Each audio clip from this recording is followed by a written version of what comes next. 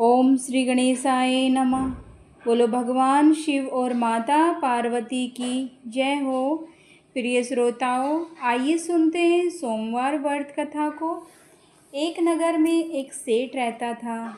उसे धन ऐश्वर्य की कोई कमी नहीं थी, फिर भी वह दुखी रहता था क्योंकि उसके कोई पुत्र नहीं था।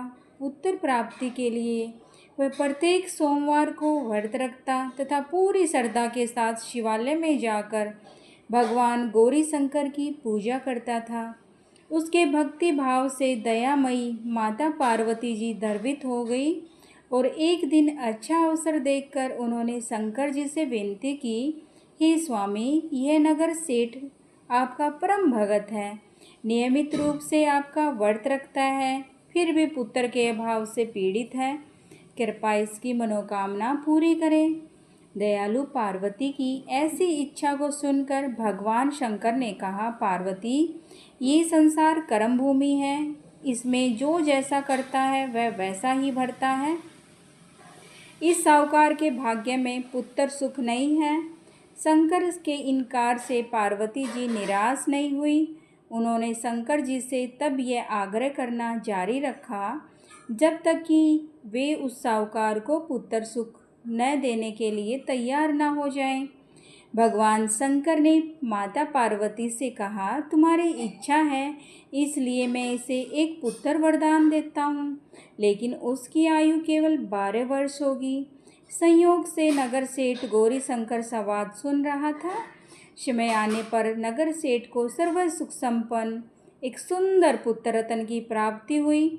सब और खुशियाँ मनाई गई, नगर सेठ को बधाइयाँ दी गई, लेकिन नगर सेठ की उदासी में कोई कमी नहीं आई, क्योंकि वह जानता था कि उसके पुत्र की आयु केवल 12 वर्ष है।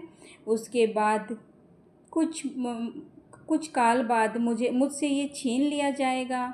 इतने पर भी सेठ ने सोमवार का व्रत और गौरी शंकर का पूजन हवन यथाविधि पहले की तरह जारी रखा। जब बालक 11 वर्ष का हो गया तो वह पूर्ण युवा जैसा लगने लगा। फल सभी चाहने लगे कि उसका विवाह कर दिया जाए। नगर सेठानी को भी यही आग्रह था, किंतु नगर सेठ पुत्र के विवाह को तैयार नहीं हुआ।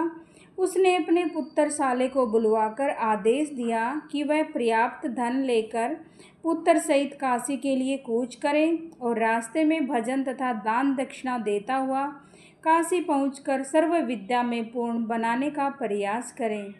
मामा भांजे काशी के लिए रवाना हुए। हर पड़ाव पर वे यज्ञ करते, ब्राह्मणों को भोजन कराते और दान दक्षिणा देकर दीनहीनों को संतुष्ट करते। इसी प्रकार वह काशी की ओर बढ़ रहे थे कि एक नगर में उनका पड़ाव पड़ा। उस दिन उस नगर के राजा की कन्या का विवाह था।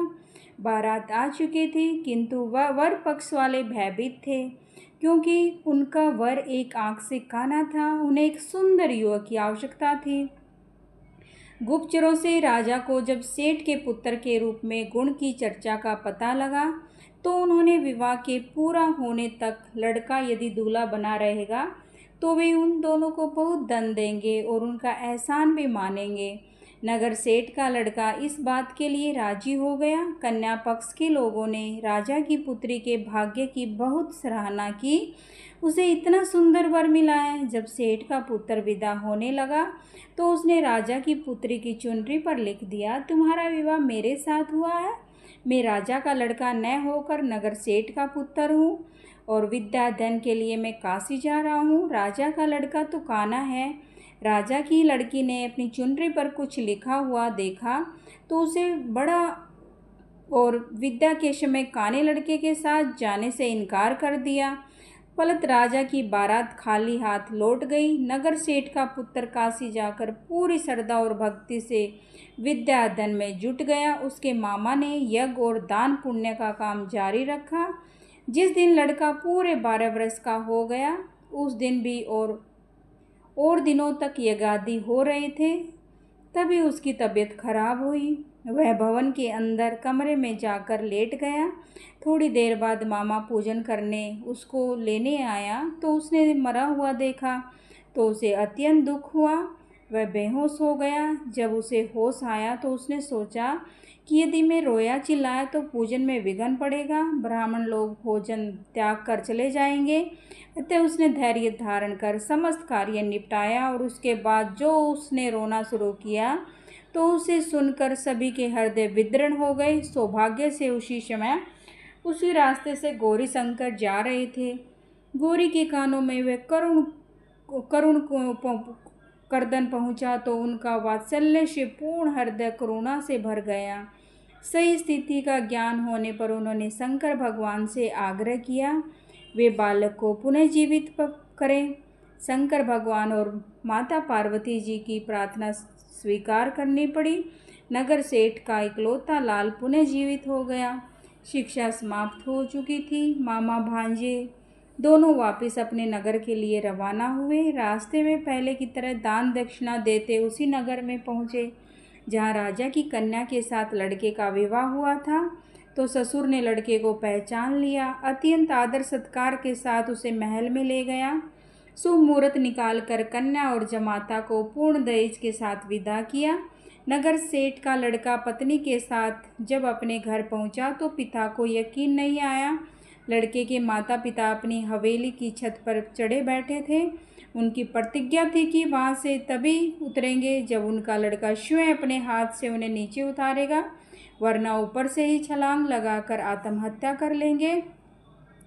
पुत्र अपनी पत्नी के साथ हवेली की छत पर गया। जाकर माँ बाप के चरण स्पर्श किए और पुत्र वधू को देखकर नगर सेठ और सेठानी को अत्यंत हर्ष हुआ। सब ने मिलकर उत्सव मनाया। आइए करते हैं आरती श्री त्रिगुण शिव जी की। ओम जय शिव ओमकारा, स्वामी जय शिव ओमकारा। ब्रह्मा विष्णु सदा शिव, बोले भोलेनाथ सदा शिव। अर्धांगी धारा, ओम जय शिव ओमकारा। एकानन चतुरानन पंचानन राजे, शिव पंचानन राजे। हंसासन गरुड़ासन, वृषवाहन साजे। ओम जय शिव ओमकारा। दो भुज चार चतुर्भुज, 10 भुज ते सोहे, स्वामी 10 भुज ते सोहे। त्रिगुण रूप निरखता, त्रिभुवन जन मोहे। ओम जय शिव ओमकारा।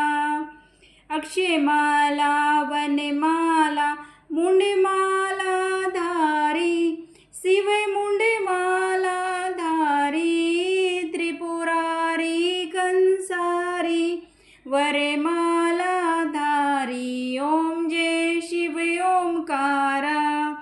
श्वेतांबर पीतांबर वागांबर अंगे, शिव वागांबर अंगे। सनकादिक गरुड़ादिक भूतादिक संगे। ओम जय शिव ओमकारा।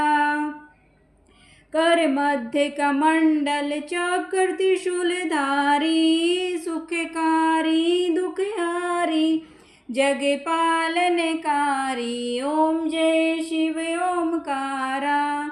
ब्रह्मा विष्णु सदा शिव, जानत अविवेका, प्रभु जानत अविवेका।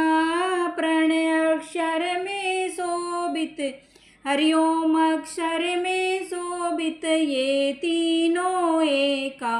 ओम जय शिव ओमकारा। त्रिगुण स्वामी जी की आरती जो कोई नर गावे, स्वामी निश्चय कर गावे। कहत शिवानंद स्वामी, कहत शिवानंद स्वामी, सुख संपत्ति पावे। ओम जय शिव ओमकारा। बोलो हर हर महादेव की जय हो, माता पार्वती की जय हो।